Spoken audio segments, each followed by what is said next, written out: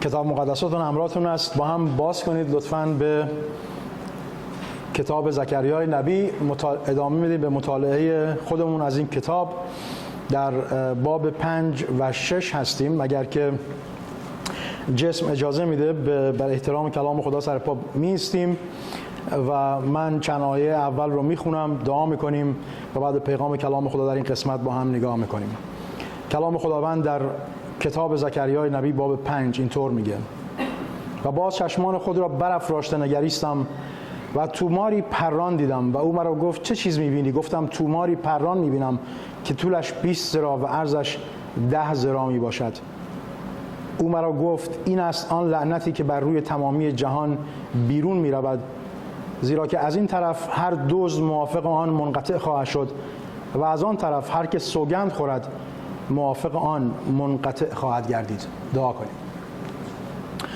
خداوند را شکر می‌کنیم، ممنون هستیم برای این فیض و رحمت که در عیسی مسیح بر ما ارزانی داشتی. شکر می‌کنیم برای این کلام مقدس ای خداوند که برای پاهای ما نور و برای راههای ما چراغ هست. خداوند کلام تو در جانهای ما امروز پرثمر بساز. ای خداوند با گوش جانهای ما تو سخن بگو از طریق این کلام زنده. خداوند گناهان غلام خودت رو ببخش و اجازه بده کلام تو برای بنای کلیسای تو به پری و به درستی اعلام بشه. به نام عیسی مسیح آمین. بفرمایید عزیزان. کتاب زکریا وقتی که از همون ابتدا شروع کردیم گفتم که یکی از اون کتاب‌هایی هست که خیلی از پدران کلیسا باور داشتن که یک کتاب مبهم هست، یک کتاب گیج کننده هست و بعضی از پدران کلیسا باور داشتن که اتفاقا نه، یکی از کتاب‌های در عهد عتیق هست که برای ما میتونه یک نوری باشه برای انجیل، برای درک انجیل. و اتفاقا باور من هم همین هست، اینکه میتونه برای ما نوری باشه برای درک عمیق‌تر کار خداوندمون عیسی مسیح، درک عمیق‌تر انجیل. اگه یادتون باشه وقتی که باب 1 رو با هم شروع کردیم دیدیم که از در واقع نیمه باب 1 زکریا از یک رویایی صحبت میکنه که در اون رویا که یک رویا هست 8 رویای جداگانه میبینه و امروز ما با هم در باب 5 و 6 3 رویای پایانی رو، رویای 6م، 7م و 8م رو میبینیم و در واقع رویای زکریا در باب 6م تمام میشه. اما اگر بخوام تقسیم بندی کنم میتونم بگم که توی این دو باب ما لعنت خدا بر گناهان افراد رو میبینیم، داوری خدا بر جهان رو میبینیم و نجات خدا رو که از معبد خدا، از معبد خداوند اعلام میشه. اما میخوام نگاه کنیم به آیات و با هم پیش بریم. از آیه 1 از باب 5 میخونم و کلام خدا میگه: و باز چشمان خود را برافراشته نگریستم توماری پران دیدم. اگر یادمون باشه زکریا در دیدن این رویاها رویایی رو میبینه و بعد راجع به اون رویا براش سوال ایجاد میشه که این چه چیزی که دارم میبینم. و او مرا گفت چه چیز میبینی؟ در واقع اون فرشته‌ای که از زکریا سوال میکنه راجع به رویاهاش. گفتم توماری پران میبینم که طولش 20 ذراع و عرضش 10 ذراع می باشد. او مرا گفت این است آن لعنتی که بر تمامی جهان بیرون میرود، زیرا که از این طرف هر دزد موافق آن منقطع خواهد شد و از آن طرف هر که سوگند خورد موافق آن منقطع خواهد گردید. یهوه سبایوت میگوید من آن را بیرون خواهم فرستاد و به خانه دزد و به خانه هر که به اسم من قسم دروغ خورد داخل خواهد شد و در میان خانه‌اش نزیل شده آن را با چوب‌هایش و سنگ‌هایش منهدم خواهد ساخت. اول نگاه کنیم به اعلام لعنت خدا بر گناهان.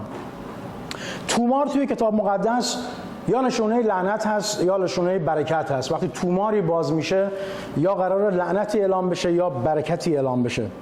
احکامی که خداوند اونها رو بخشیده و اعلام کرده که در حفظ اونها برکت هست و در طغیان و رد کردن اونها لعنت هست، در تومار اعلام میشه. حالا در این سه بخش، این سه رویا که خصوصا رویای در واقع بعدی که میخونیم رویاهای خیلی عجیبی هست. همونطوری که گفتم این که ما بخوایم جز به جز تفسیر کنیم خیلی سخت است و ما رو بیشتر گیج میکنه. اما این توماری که زکریا میبینه، توماری که در واقع طول اون 9 متر و عرض اون 4 متر هست، میگه پران هست.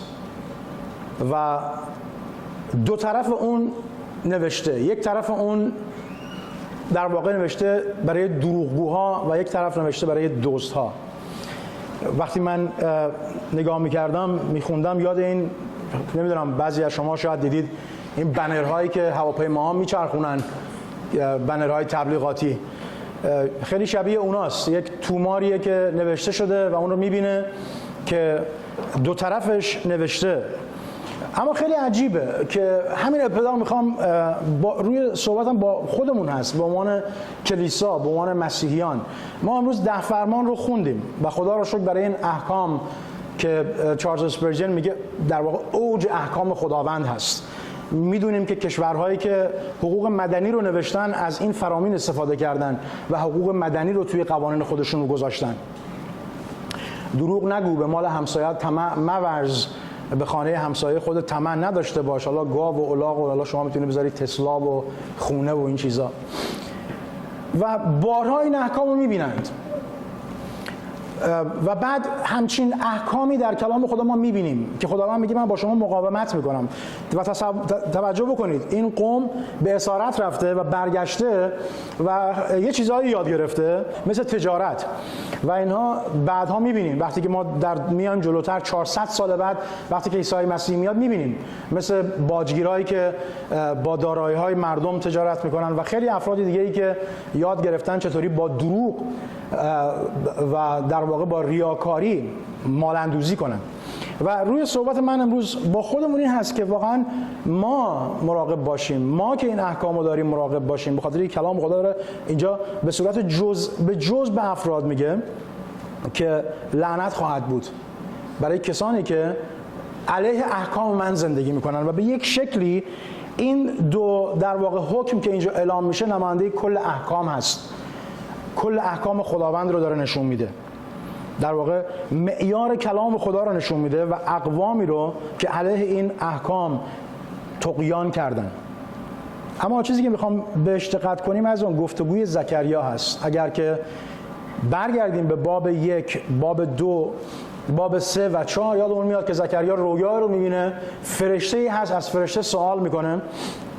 بعد مثل باب 2 فرشته دیگری هست که فرشته اول رو یاری میکنه، اما شخص دیگه‌ای هم هست که به طور مستقیم با زکریا صحبت میکنه که ما اینجا هم باز نمونه اون رو میبینیم.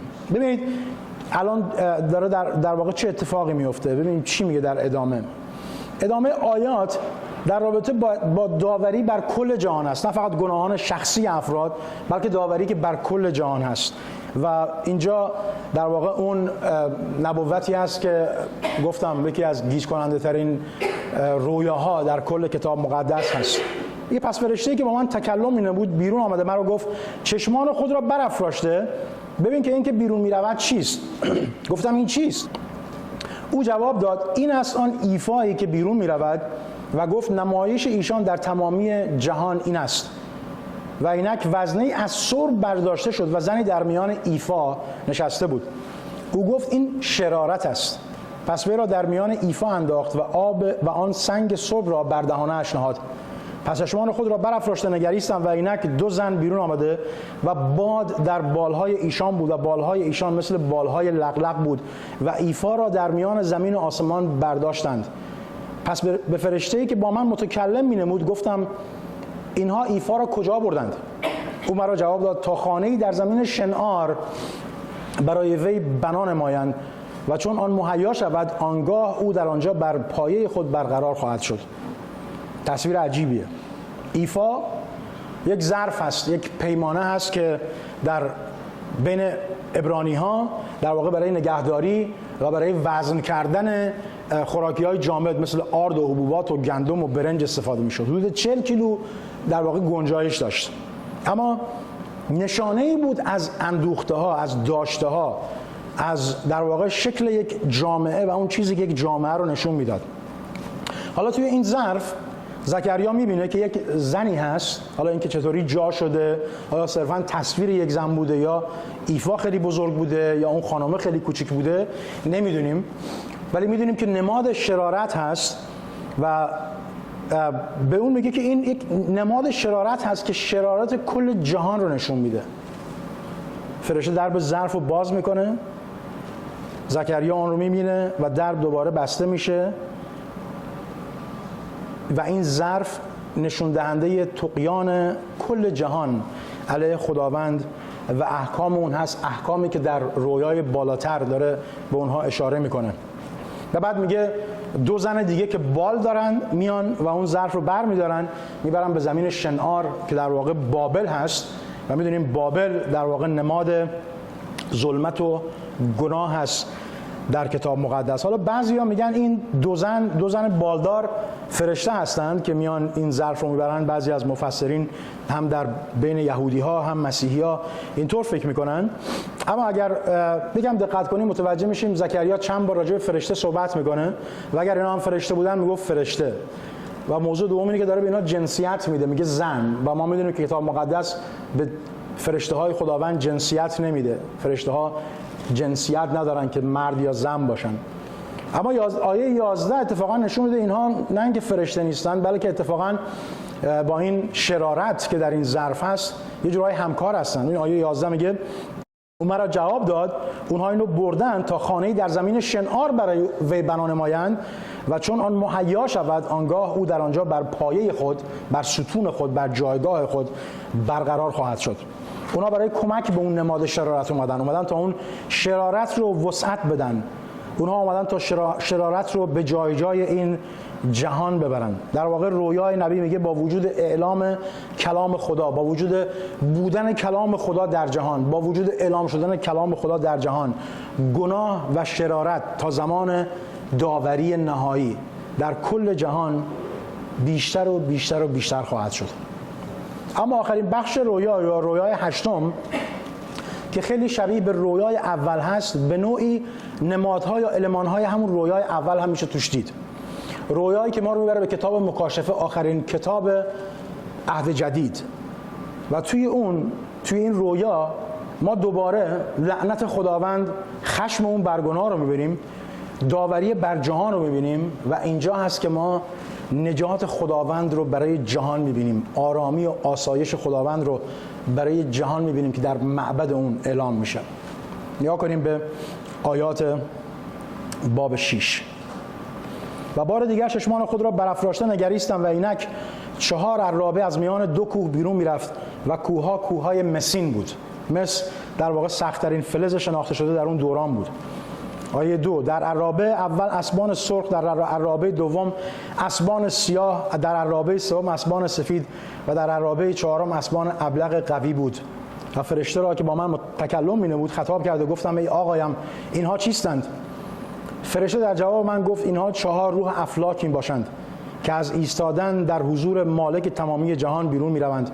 اما آنها اسبان سیاه را دارد، اینها به سوی زمین شمال می‌روند و اسبان سفید در عقب آنها بیرون می‌روند و اسب‌های ابلق به زمین جنوب بیرون می‌روند. و آن اسبان قوی بیرون رفته آرزو دارند که بروند و در جهان گردش نمایند و او گفت بروید و در جهان گردش نمایید. پس در جهان گردش کردند و او به من ندا در داد و مرا خطاب کرد و گفت ببین آنهایی که به زمین شمال بیرون رفتند خشم مرا در زمین شمال فرو نشانیدند. اینکه این اسب‌ها چرا رنگشون فرق میکنه و چه توانایی‌هایی دارن چیزی نیست که ما به طور قطع بتونیم بگیم. گفتم بعضیا تصمیم داشتن و خواستن و این کارو کردن، ولی ما اون چیزی که کلام خدا برای ما آشکار نکرده رو نمیخوایم زیاد بریم و واردش بشیم و خودمون رو گیج کنیم. اما چیزی که هست همونجوری که تو باب 1 گفتم، اینها مثل در واقع لشکر خداوند هستن که بر کل خلقت و بر کل زمین در واقع نظاره میکنن و از آنچه که اتفاق میفته میان و در حضور خداوند اعلام میکنن. و زمین شمال که اعلام میکنه راجع به اون صحبت از گناه هست، از شرارت هست و خشم خدا از گناه و شرارت که میگه فروکش میکنه. عزیزان خشم خداوند تنها از گناه تنها زمان فروکش میکنه که رضامندی خدا بیاد، زمانی که داوری خدا بر گناه اعلام بشه. اما اگه فکر میکنیم که یک روزی قراره یک معبد سنگی ساختمونی ساخته بشه و قراره که مردم در یک جایی از جهان دوباره احکام تورات رو و کتاب لاویان رو جلوشون بذارن، سیستم قربانی های یهود رو بخوان انجام بدن و بخوان به قدرت خودشون افراد اونقدر خوبی بشن که خداوند اونها رو نگاه کنه و بگه شما لایق نجات هستید، پس الان من مسیح رو میفرستم که بیاد و شما رو نجات بده. این یک تصویر کاملا غلط هست. یک تصویری هست که دین و مذهب به انسان میده، اینکه هرچی تو بهتر تلاش کنی، بیشتر تلاش بکنی، میتونی به خداوند نزدیکتر بشی. یا این سیستم کاسبکارانه با خداوند که خداوند خوبی‌های تو رو توی یک ترازو میذاره، بدی‌های تو رو توی یک ترازو میذاره و بعد هر کدوم بیشتر شد سهم تو اون هست، در حالی که ما میدونیم در ترازوی خداوند ذره سیاهی و ذره ظلمت و گناه وجود نداره. کاملا باید فقط و فقط نیکویی و نیکویی محض باشه و کلام خدا میگه هیچ انسانی نیکو نیست، همه گناه کردند و از جلال خدا قاصر هستند. پس عزیزان، خداوند در معبدی که به دست انسان ساخته شده قرار نیست ساکن بشه. خداوند در معبدی ساخته میشه که با روح خدا بنا شده. خداوند در معبدی ساکن میشه که احکام خداوند در اون اعلام میشه، در اون زندگی میشه و در اون حفظ میشه، نه در یک معبد سنگی ساخته شده به دست انسان. چیزی که میگم دقت بکنید، برای درک انجیل به ما کمک میکنه، برای اینکه کلیسا باید منتظر چی باشه در بازگشت مسیح. اما آیه 9 به بعد جایی هست که نجات خداوند برای جهان اعلام میشه. آیه 9 میگه و کلام خداوند من نازل شده گفت از اسیران، یعنی هلدای توبیا و یدوعیا که از بابل آمدند بگیر و در همون روز بیا به خانه یوشع ابن صفیا داخل شو. پس نقره و طلا بگیر و تاجی ساخته آن را بر سر یهوشع بن یهوصادیق رئیس کهنه بگذار.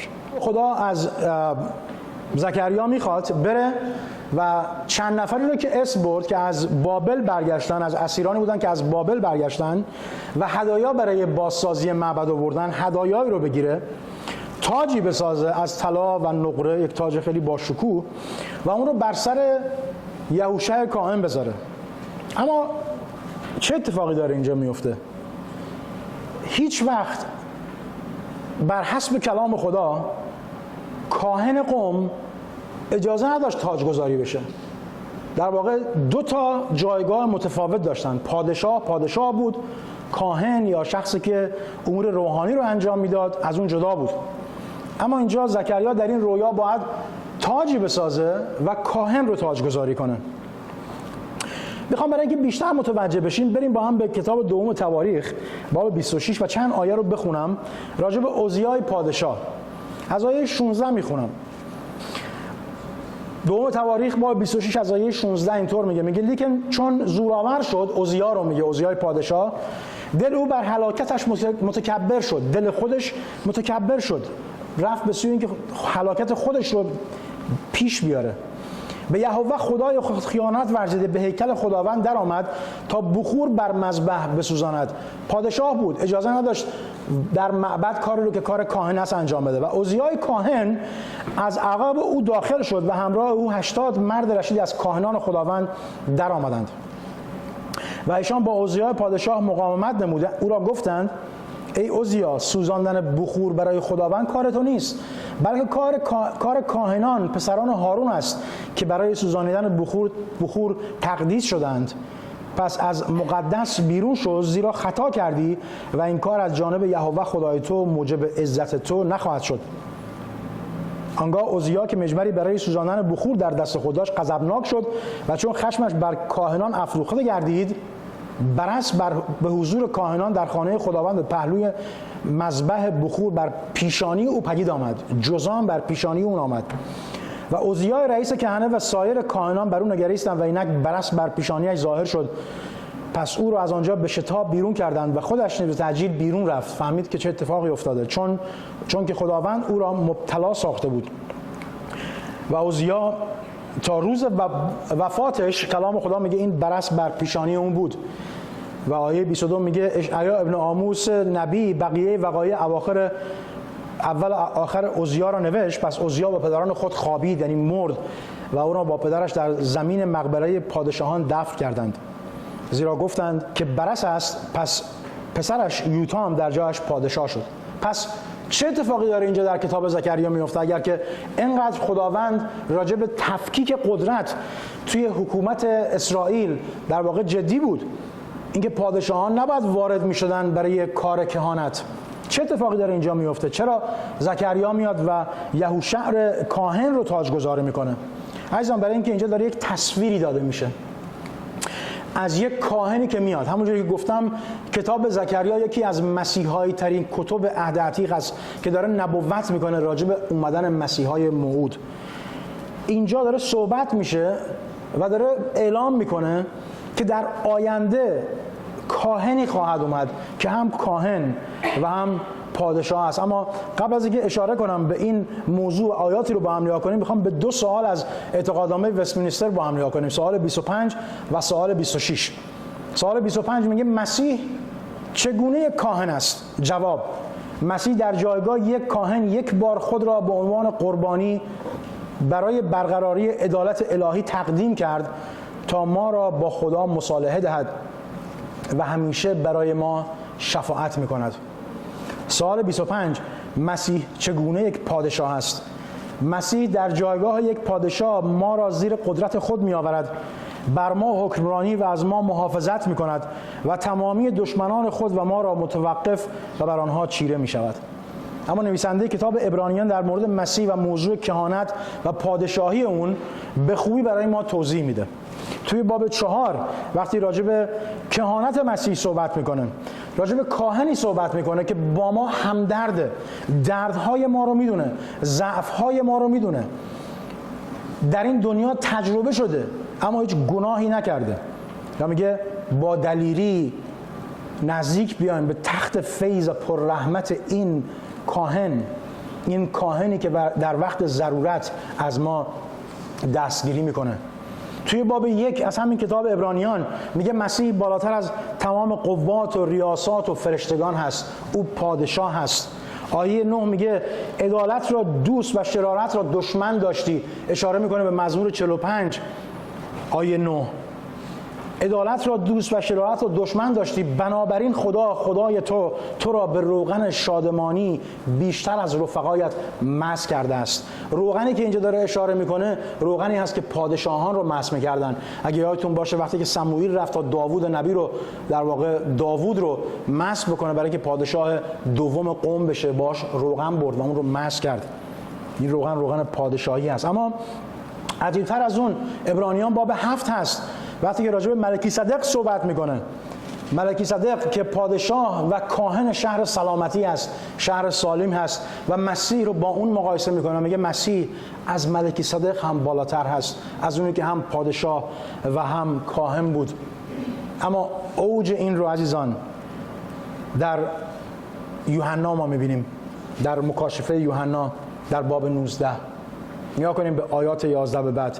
و دیدم آسمان گشوده و ناگهان اسبی سفید که سوارش امین و حق نام دارد و به عدل داوری و جنگ می نماید و چشمانش چون شعله آتش و بر سرش افسرهای بسیار و اسمی مرقوم دارد که جز خودش هیچ کس و لشکرهایی که در آسمانند بر اسبهای سفید و کتان سفید و پاک ملبس از عقب او می آمدند و از دهانش شمشیر تیز بیرون می آید تا به آن امتها را بزند و آنها را به عصای آهنین حکمرانی خواهد نمود و او بر چرخشت خم غضب و خشم خدای قادر مطلق را زیر پای خود می افشارد و بر لباس و ران او نامی مرقوم است، یعنی پادشاه پادشاهان و رب الارباب.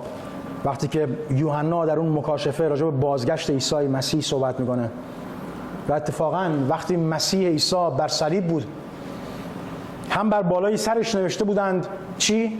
پادشاه یهود، یا اون میاد پادشاه یهود، و هم دزدی که در کنارش بالای صلیب بود از اون درخواست کرد گناهان من رو ببخش و عیسی مسیح مثل یک کاهن شفاعت کرد برای اون دزد. و نه فقط مثل یک کاهن گفت شفاعت میکنم که خداوند گناهان تو رو ببخشه، بلکه به اون چی گفت؟ گفت گناهان تو بخشیده شد، امروز با من در ملکوت خواهی بود، در ملکوت پدر من خواهی بود. عیسی مسیح هم پادشاه بود و هم کاهن بود. تاج رو زکریا بر سر یهوشع گذاشت، میگه وقتی تاج رو بر سر اون گذاشتی این رو اعلام کن. آیه 12 او را خطاب کرده بگو یهوه سبایوت چنین میفرماید و میگوید اینک مردی که به شاخه مسماست و از مکان خود بیرون خواهد روید و هیکل خداوند را بنا خواهد نمود. من میخوام اینجا توقف کنم. ما هفته گذشته هم راجع به این شاخه شنیدیم، این شاخه‌ای که میاد و آیه 13 میگه پس او هیکل خداوند را بنا خواهد کرد، ابتدای آیه 13. اما عزیزان بعضیا باور دارن که این شاخه زروبابل هست. میدونیم که زروبابل در واقع شخصی بود که به عنوان رئیس یا مسئول حکومت، حالا پادشاه، میدونیم که اسرائیل بعد از بازگشتش به غیر از یک دوره در مکابیان که یک اتفاقاتی افتاده بود به خودشون میگفتن پادشاه، در حالی که واقعا پادشاه نبودن. اسرائیل دیگه پادشاهی نداشت، پادشاهی نداشت، اما زروبابل یه حالت حاکم بود برای قوم و یهوشع در واقع کاهن بود. زروبابل حاکم بود و اون کاهن بود. بعضیا باور دارن که اینجا این شاخه اشاره به زروبابل هست که قراره بیاد و بازسازی معبد رو تموم کنه، رو انجام بده، معبد رو بسازن. اما چیزی که باید بدونیم اینه که هم زروبابل و هم یهوشع کاهن هر دو نمادی هستند از تصویری بزرگتر که در آینده قراره بیاد. و اتفاقاً همونجوری که هفته پیش هم شنیدیم در مورد این شاخه وقتی نگاه میکنیم عزیزان، توی عبری این شاخه، کلمه‌ای که میگه این شاخه خواهد رویید، میگه از مکان خود خواهد رویید. در واقع صحبت از شاخه‌ای هست که مثل یک شکوفه قراره از یک تنه در واقع بیرون بیاد و تبدیل به یک شاخه بشه. یک شاخه‌ای که نبوده اما زروبابل بوده. جلوتر میریم متوجه میشیم صحبت از بازسازی معبد به شکلی هست که به نظر نمیاد دوباره قراره معبد نابود بشه یا خراب بشه، در حالی که ما میدونیم معبد دوباره ویران شد، اون معبد سنگی که در اورشلیم بود. حالا نگاه کنیم به کتاب مقدس، به چند بخش میخوام با هم نگاه کنیم برای درک بهتر چیزی که داره راجع به این شاخه به ما میگه. توی کتاب اشعیای نبی باب 11 از آیه 1 اشعیای نبی اینطور می‌نویسه، میگه نهالی از تنه یسا کی هست؟ پدر داوود هست.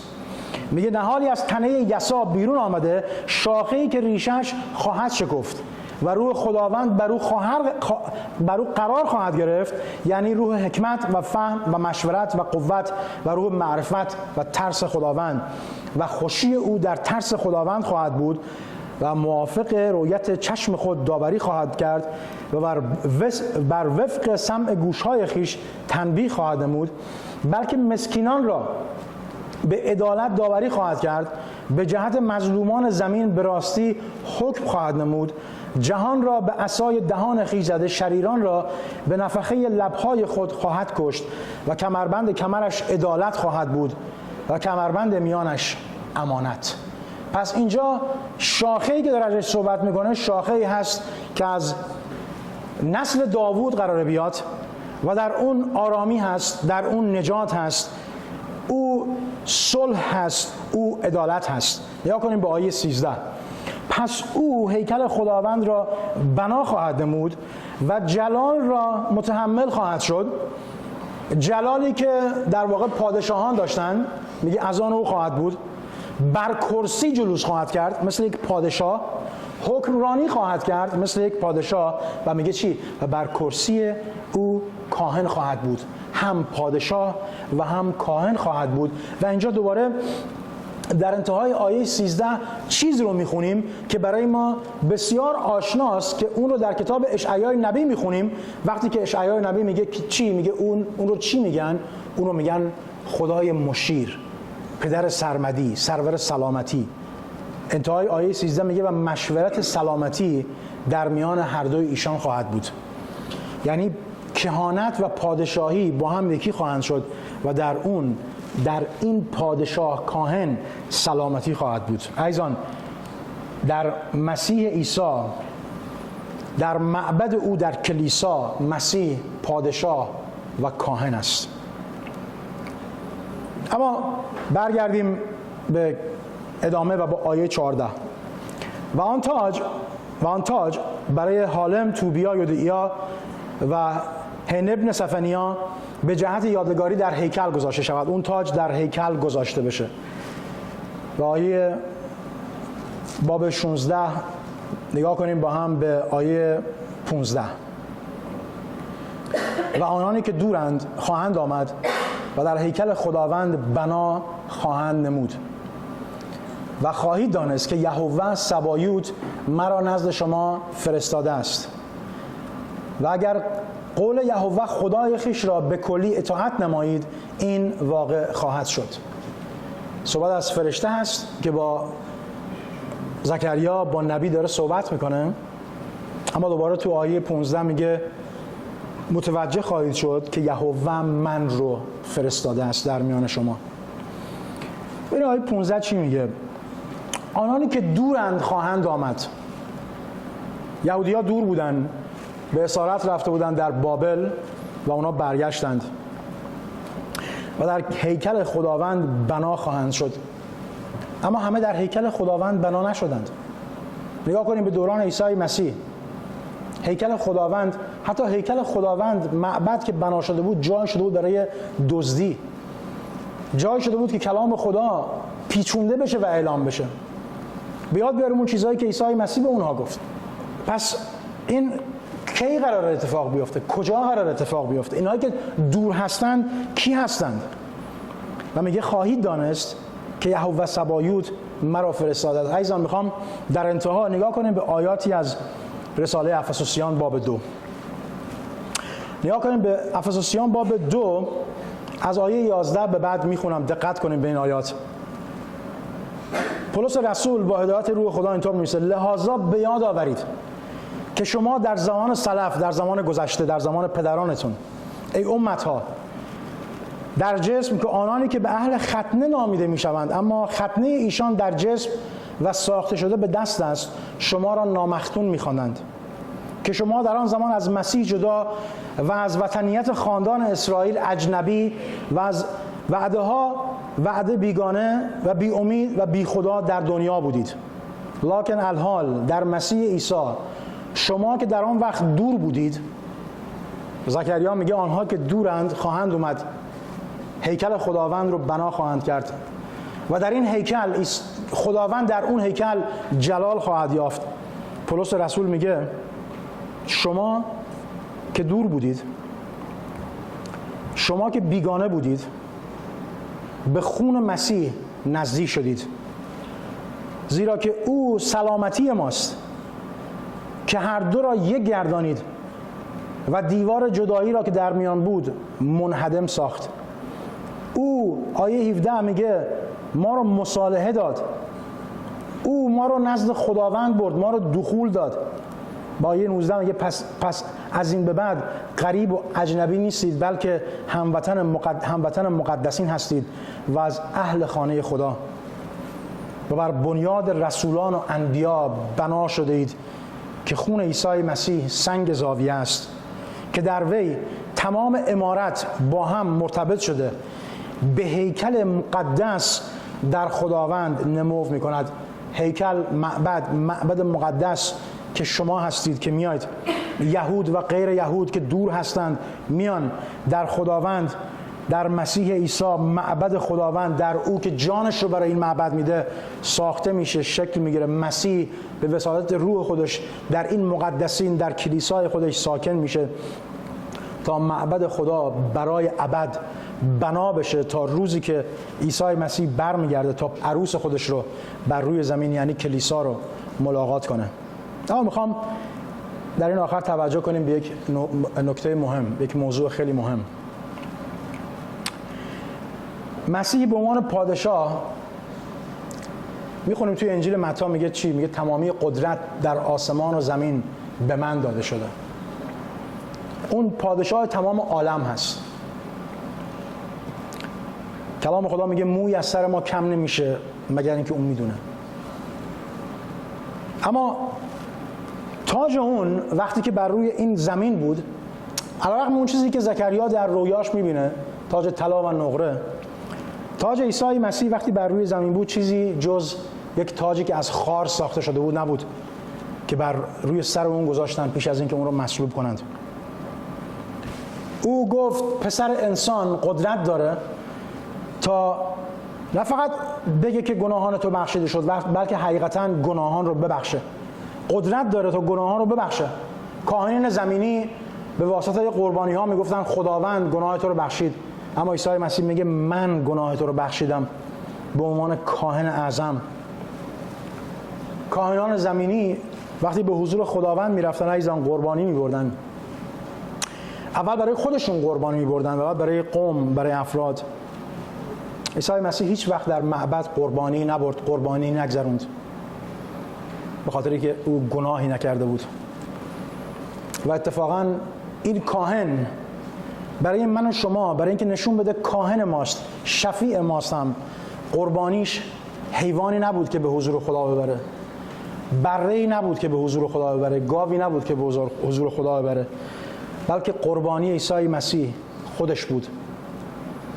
قربانی مسیح بود که بر صلیب، بر مذبح قرار گرفت تا مذبح هم معبد، تا صلیب هم معبد هم مذبح باشه برای عیسی مسیح که به عنوان پادشاه و کاهن جان خودش رو برای بسیاری، برای هر کی به اون ایمان میاره میده. پس همونجوری که در انتها میگه و اگر قول یهوه خدای خویش را به کلی اطاعت نمایید، این واقع خواهد شد. این بودن در او، این جلال یافتن در او، این آرامی در او، این سلامتی در او. و سوال اینجا از من و شما اینکه آیا در عهد با او هستیم؟ و اگر در عهد با او هستیم، آیا اونجوری که اون از ما میخواد احکام اون رو حفظ میکنیم، برای اون زندگی میکنیم در این دنیا اونجوری که خودش از ما خواست نور و نمک هستیم؟ دعا کنیم. خداوند ممنون تو هستیم برای این فرصت، شکرت میکنیم برای این کلام مقدس ای خداوند. شکرت میکنیم ای خداوند که از طریق این کلام تو ما رو در شناخت خودت رشد میدی. خداوند تو ساعت پیش رو رو مبارک بساز و ای خداوند شنوندگان کلامت رو برکت بده. با ما باش ای خداوند و حقیقتا اجازه بده حالا که این فیض رو تو با ما بخشیدی مجانا در مسیح عیسی تا فرزندان تو باشیم، تا از گناه و ظلمت به نور تو تبدیل بشیم ای خداوند، برای تو در این دنیا زندگی کنیم، شاهدین امینی برای تو باشیم. به نام عیسی مسیح آمین.